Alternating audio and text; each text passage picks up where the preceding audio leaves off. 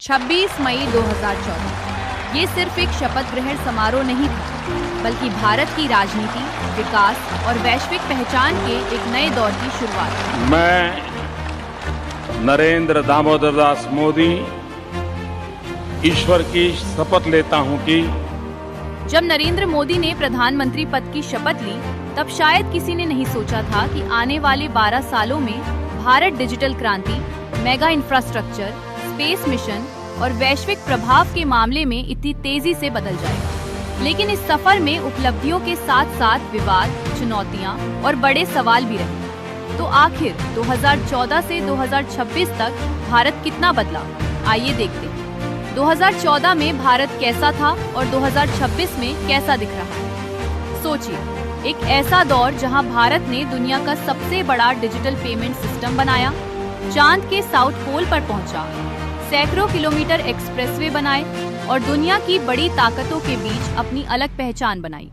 लेकिन इसी दौरान बेरोजगारी, महंगाई, विरोध प्रदर्शन और कई विवाद भी लगातार चर्चा में रहे। तो आखिर नरेंद्र मोदी के 12 सालों में भारत कितना बदला?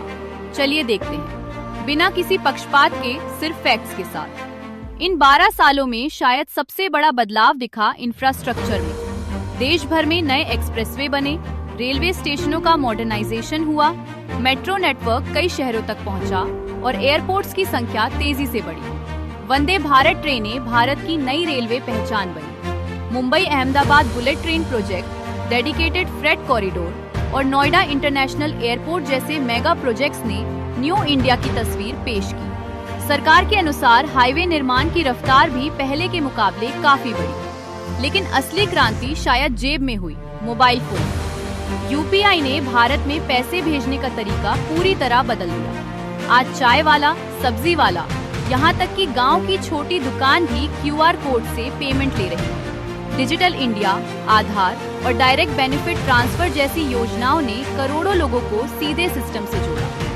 भारत दुनिया के सबसे बड़े डिजिटल पेमेंट देशों में शामिल हो गया। और सबसे दिलचस्प बात, दुनिया के कई देश अब भारत के यूपीआई मॉडल को समझने की कोशिश कर रहे हैं।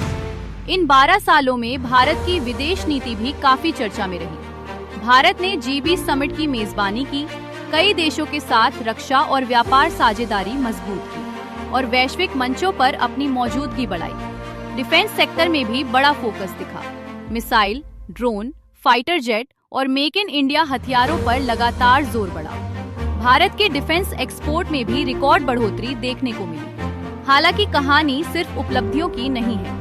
इन सालों में बेरोजगारी, महंगाई, किसानों के आंदोलन और सामाजिक तनाव जैसे मुद्दे भी लगातार चर्चा में रहे। नोटबंदी, कोविड लॉकडाउन और कई बड़े फैसलों पर देश भर में तीखी बहसें हुई। आलोचकों ने सरकार पर कई सवाल उठाए, जबकि समर्थकों ने इन्हें बड़े बदलावों का हिस्सा बताया।